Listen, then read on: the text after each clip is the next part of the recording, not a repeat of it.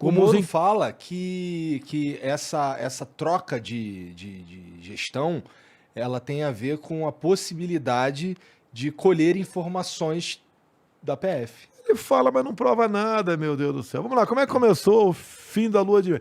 Imagine na lua de mel você separar da tua esposa, né? Ou teu esposo. Uhum. Fica à vontade aí. Tá? Não discrimino ninguém. Tá. Essa barba aí não quer dizer nada pra mim. Tá? Então você pode ver. O que aconteceu quando me elegi em 2018? De imediato, os médicos cubanos, médicos entre aspas, fugiram do Brasil. Eu não acabei com o programa Mais Médio do PT. Eles foram embora. Eu ia pegar os caras. Ali tinha de tudo, ali menos médico. Tinha gente das Forças Especiais cubanas, tinha agentes que estavam fazendo cela de guerrilha aqui no Brasil. Eu ia chegar para você, cubano, vem cá. Bezetacil, colírio, endovenosa, intramuscular ou oral? Pergunta idiota, né? Sim. Mas o médico, o enfermeiro vai responder rapidamente. Ele não ia responder. Mas não tentei durante... Você tinha essa informação que tinha os caras fazendo célula de guerrilha aqui? Você pode ver. Os médicos cubanos aqui, além da rachadona, que 80% do salário ficava com o Fidel Castro, né? Tá? Por exemplo, você mora nessa rua aqui, tem uma festa de aniversário na outra rua. O sistema, os cubanos, não deixavam o pessoal que vigiava ele ir na festa. Ele tinha que ficar confinado em casa. Risco. Retaliação na família em Cuba. Que veio uma coisa que o ministro da Saúde disse, quando estava discutindo a medida provisória dos mais médicos, se algum cubano pedir asilo, vai ser deportado, como foram os 2 boxeadores. E a imprensa se calou. Eu tentei emendar o projeto lá para que o salário dos cubanos fosse depositado na conta em Banco do Brasil ou Caixa Econômica. Não conseguia. Era uma forma de dar dinheiro para Cuba. E Cuba aqui dentro, com muitos deles formando célula de guerrilha aqui no Brasil. Cuba sempre exportou a guerrilha. Assim foi no tempo do MPLA, FNLA, a guerrilha de Angola. Sempre foi assim. Tá? E eu ia desbaratar isso aí. Tu lembra que a Dilma falou que os médicos eram bons apalpadores? O humilde do povo brasileiro, ele sendo bem tratado, ele fica feliz. Você não precisa manjar nada. Então o médico apalpava a barriga dos brasileiros com algum problema e ficavam satisfeitos. E certas receitas médicas, você pode ter acesso a médicos, guardar coisas absurdas. Imagina numa Covid, o que seria feito aqui com esses cubanos. Bem, quando eu assumi, eles foram embora. Eu não mandei ninguém embora. Eu falei, quem ficar aqui eu dou asilo. Ficaram mais de 2.000, estão todos no Brasil. Honrei minha palavra. E daí uma outra pessoa fugiu do Brasil também. Um tal de Cesare Battisti, que no último dia do governo Lula, de 2010, ganhou o direito de ficar no Brasil. Que o Supremo Tribunal Federal falou, isso é competência tua, Poder Executivo, do presidente. Ele concede ou não asilo. Bem, o nosso querido Cesare Battisti, um terrorista, 4 execuções na Itália, tá? Pertenceu ao PAC, Proletários Armados pelo Comunismo, por isso o PAC lá atrás com esse nome. Para ninguém, quando falar em PAC, se fala em Programa de Aceleração do Crescimento. Então o Cesare Battisti fugiu. Bem, no início de janeiro, logo nos primeiros dias do meu governo, ele foi preso na Bolívia. O Evo Morales, então, prendeu o cara e ligou para mim. Estava eu, Moro, Ernesto Araújo, mas 2 ou 3 pessoas, conversando com Evo Morales.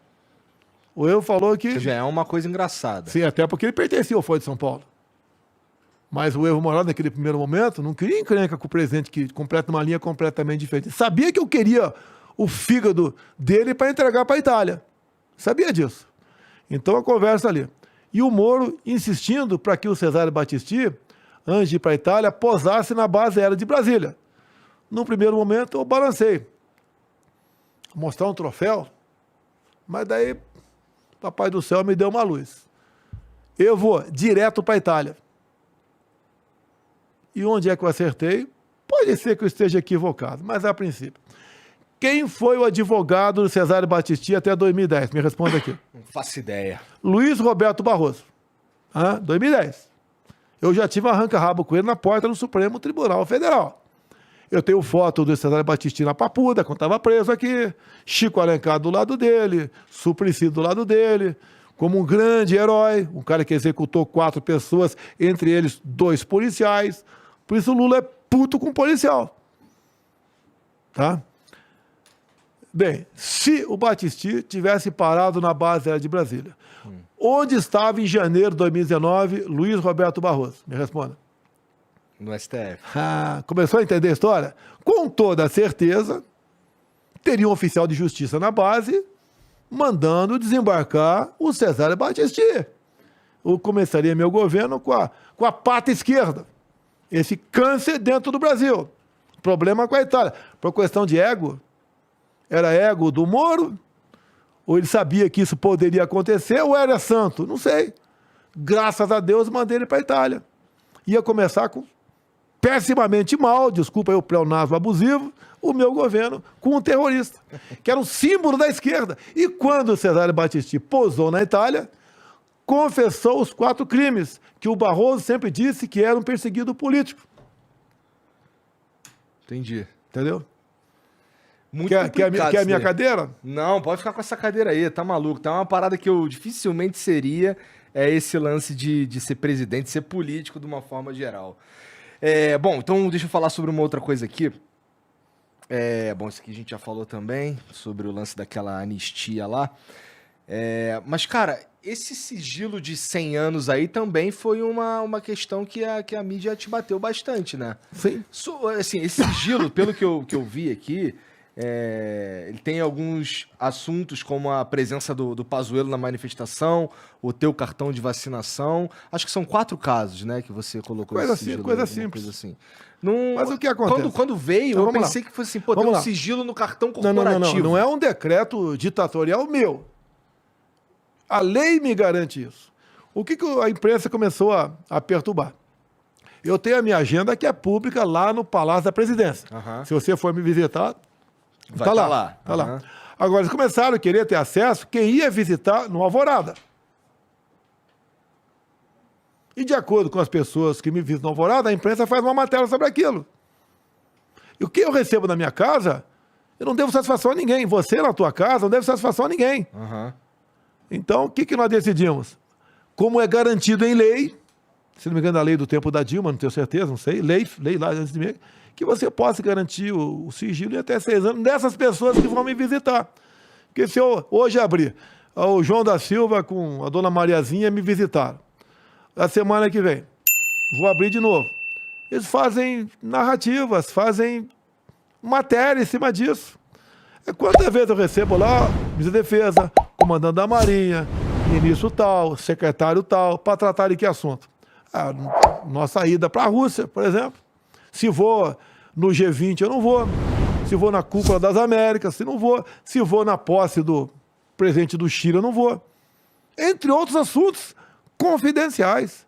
E de acordo com as pessoas que vão lá, porque comigo eu só tenho foco, eu falo o seguinte, eu sei que tem gente que não vai gostar, corintiano não vai gostar aqui. Na hora do jogo do Palmeiras, eu só atendo o telefone da dona Michele de Paula, mais ninguém. Não atendo ninguém. Pode o Papa ligar que eu não atendo. Na hora do jogo do Palmeiras, é a única hora. Eu só tenho folga nessas horas. Agora, de acordo com a pessoa que vai lá em casa, de repente vai uma mulher bonita lá em casa com uma colega dela, eu recebo.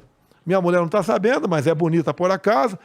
Opa, ele recebeu aquele avião na casa dele, tratado do quê? A primeira dama estava presente, eu não estava. Começa a virar inferno na minha vida. Então, esse sigilo é em função disso. A minha privacidade, como todo mundo tem. Cada um recebe quem bem entender na sua casa, não é satisfação para ninguém. Isso é democracia, isso é liberdade. Por que a empresa quer saber quem eu recebi lá? Fazem matérias, quase toda parada agora, né? Quase toda semana demitiu um ministro. O Carlos França vai ser trocado. É um cara excepcional, que tratou da minha ida para conversar com o Putin na G20, Cúpula das Américas. É o cara que trata disso. Mas era interessante pro povo saber, por exemplo, quando o Joesley estava indo na residência oficial, não era? Teve uma gravação em cima daquilo. Aí teve uma gravação. Aí é outra história. E, pelo que parece, o próprio Joesley que gravou essa ida lá. E o Temer ficou cambaleante. Sim. Até que ele foi arquivado o processo dele. Já que a gente falou de Temer, assim, você estava falando também do início do governo, uma coisa que eu pessoalmente senti falta, presidente, eu acho que a gente precisa de uma reforma tributária urgente e talvez uma reforma política também. Não está nos planos? Não, a política, geralmente, você tem que ter um acordo com o parlamento. Sempre foi assim. Eu posso mandar uma PEC para o parlamento, em vez de 513 e passar para 300 deputados, o povão vai bater palma. Vai. Eu vou bater palma. Vai urrar. É. Agora, e as consequências políticas para mim de um ato desse? Eu acho, sinceramente, que 513 é muita gente.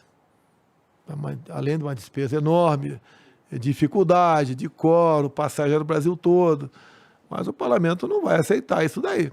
Até o erro desse aumento foi do regime militar, que errou também, quando começou majorou a quantidade de parlamentares nos ex-territórios. Uhum. Tá? Tudo bem. Fizeram bem intencionado, mas não deu certo. Você não tem como diminuir. Enquanto eu fui parlamentar por 28 anos, e mais de um momento, você aumentou, por exemplo, a bancada aqui do estado de São Paulo. Você pega, por exemplo, um estado com pouca densidade demográfica, você pega Roraima. Eu acho que tem uns 500 mil eleitores. Você pega São Paulo, 35 milhões de eleitores. 70 vezes mais eleitores. Então, cada um de Roraima tinha que ter 70 em São Paulo. Então, como tem 8 lá, tinha que ter 560 só em São Paulo. Não vamos discutir esse assunto. Agora, deu um poder demasiado para estados menores. Faz bem para a democracia ou não? Não sei. É a regra do jogo. E eu não tenho como propor isso aí, porque até as próprias bancadas do Nordeste, de estados menores, como Rondônia, Acre, Roraima, Sergipe, tá? Eles vão fazer seus lobbies junto a outras bancadas em troca de outras coisas para não aprovar isso. Eu tenho que primeiro congelar isso aqui, não deixar aumentar mais o número de parlamentares. Então, politicamente é bacana. Olha, eu quero, o Congresso não quer. Vai bater de frente com o parlamento. E uma reforma tributária? Porque eu acho que uma das maiores injustiças que tem no Brasil é o pobre pagar no shampoo o mesmo imposto que, sei lá, que a gente aqui dessa sala paga. Não é? Tem como mexer nisso? O senhor quer alguma coisa? Já estão mexendo. Nós reduzimos em 33% o IPI no Brasil. Ou não? Mas isso daí é um paliativo que falei no começo do programa que a redução de impostos, ninguém, você pode falar, e daí, né? O famoso e daí. Por exemplo, nós zeramos o imposto de importação de veleiro. Alguém pensa, pô, veleiro é para rico. Não. O imposto de importação, ele não tem que arranjar um tributo compensatório para aquilo. Agora, a Europa tem 7 milhões de veleiros. Quem trouxe essa informação para mim? O ex-ministro do Turismo, Gilson Machado, lá de Pernambuco. E cada veleiro, um pelo outro, dá, de forma direta ou indireta, mais 2 empregos. Resolvemos isso aí. Zeramos o imposto de jet ski. Você pode falar, e jet ski? Pô, tu já andou de jet ski? Responde aí. Não. O dia que tu andar, tu vai se apaixonar. É um você negócio já demais. Eu dou cavalo de pau, faço loucura jet ski. Porra, salto onda, o cara, pô, toco um rebu geral, tá? Jet ski. Eu fui motociclista de Rio de Janeiro. Com todo respeito aos motoboys aqui de São Paulo, que o trânsito não é fácil, sei disso, mas no Rio é muito pior. Tá certo? Então, por exemplo, jet ski. Um jet ski bom tá R$90 mil. Passou para 80 mil. O que é o turismo? Pera aí. O cara lá do Capão Redondo tá cagando e andando isso aí, presidente. Não tá cagando e andando. A partir de agora, não. Por quê? Fui na Marinha, conversei com o comandante Garnier. Comandante, tem a ver com ele. Dificultaram a habilitação de jet ski. Vamos, o que a gente pode fazer para facilitar a habilitação de jet ski? Que em 5 minutos, qualquer um aprende a dirigir jet ski. Então mudamos, o almirante Garnier acertou com a Marinha e mudou aí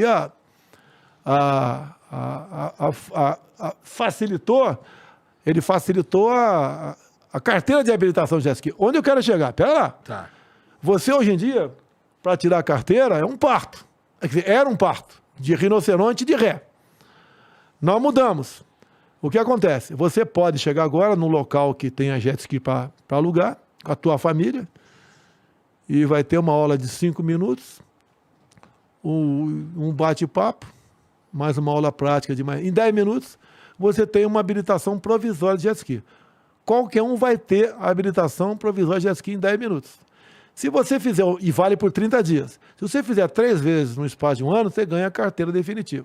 Você pode chegar daqui a pouco em Eldorado Paulista. tá? A cidade onde eu fui criado, né? Não vou falar Ribeira, ou pode chegar em Sete Barras, Ribeira já fica mais complicado, o rio não é tanto navegável assim. Você pode pegar a tua família, ou sozinho, como eu já fiz. Peguei o sargento Mozart, que é do Exército, meu canga, né? Fui lá para Eldorado, cada um no jet ski, andamos 1 hora rio acima, 80 quilômetros. Você bota 80, 100 por hora no jet ski, coisa mais gostosa que tem. Não tem quebra-mola, não tem pardal, tá? Não tem ninguém para te encher o saco. Daí você para, desliga o jet ski, bota o chapéu de palha, pega o molinete e fica 4, 5 horas até chegar em Eldorado pescando. Que tesão maior do que esse? Coisa linda, fantástica. O Brasil é um país que tem água em tudo quanto é lugar. Você pega represas por aí, vai começar a explodir o turismo com jet ski no Brasil. Como, por exemplo, o Tarcísio fez na habilitação para hidroavião. Era também um parto. Uma habilitação para hidroavião. Ele facilitou. Ó, eu sei que... Por exemplo, a região amazônica é uma pista. Tem água para tudo quanto é lugar. Nós queremos trazer não só o turista de fora, mas gente para ver a Amazônia e ver que aquele trem não pega fogo. A floresta úmida, você pode pegar 200 litros de gasolina, jogar lá na floresta e tocar fogo. Não dá essa ideia não, presidente. Não pega fogo, a floresta é úmida. Pega fogo na periferia, no limite. E nas áreas que, por interesse de alguns estados, foram incorporadas como na região amazônica, por causa de incentivos fiscais. Então nós tentamos, no primeiro 2 anos de governo, o presidente da Câmara era outro, vamos conseguir agora com o Arthur Lira, tá? Nós tentamos o quê? A tal da regularização fundiária. Então uma fogueira de São João na região amazônica é um foco de calor, queimada. Um local onde todo ano o ribeirinho ou o índio toca fogo para a sua agricultura familiar, é um foco de calor. Se você regularizar, tu vai saber o CPF daquele foco de calor. E acaba com essa história de incêndio de forma descomunal. Está vendo agora incêndio de forma descomunal na França, do São Macron, que ninguém publica aqui. As florestas, mais de 30 dias ardendo. Juntamente com a onda de calor, já morreram mais de 1.000 pessoas lá. E não se toca no assunto. Pega fogo na região amazônica, na periferia, pega. Muitas vezes, o fogo, que é acidental ou é natural, que tem a combustão espontânea também, você não pode crucificar o presidente. Ninguém está crucificando o Macron pelas florestas da França, está pegando fogo agora. Ou da Califórnia, está pegando fogo agora também, ninguém fala nada. No Pantanal, até há pouco tempo, era permitida a criação de boi lá no Pantanal. Depois, não permitiu. O boi comia capim, né? Algo orgânico que ia transformar numa massa combustível. Tirou-se, não pode mais. Então, quando pega fogo na região do Pantanal, que às vezes leva 2, 3 anos para pegar fogo, e quanto mais atrasa, o fogo é muito maior. Queremos combater? Queremos. Mas qual o tamanho da região amazônica que você combateu o fogo? É maior que a nossa Europa Ocidental. Grande pra caralho mesmo. Como é que você vai coordenar isso aqui? Você pega uma reserva Yanomami. Mas algo precisa ser feito. Estamos fazendo. Você pega uma reserva Yanomami. Qual o tamanho da reserva Yanomami? 2 vezes o tamanho do estado do Rio de Janeiro. 9.000 indígenas lá dentro. É como eu disse agora, até há pouco, no governo, nos anos 2003, 2004, 2005, teve mais desmatamento e fogo do que 2019, 20 e 21. Não pode culpar o presidente por causa disso. Que quer fazer alguma coisa? Nós estamos tentando fazer com a reforma, com a reforma aí que eu falei, como é que é da... Não, entrega título é outra coisa. Com a regularização fundiária. Então, com georreferência, essa área aqui é o teu CPF. Eu chego para você, ô bicho, tá pegando lá na região, nessa tua fazenda aqui, lá, você tem que preservar 80% da área, região amazônica. 20% você pode fazer uso daquela terra.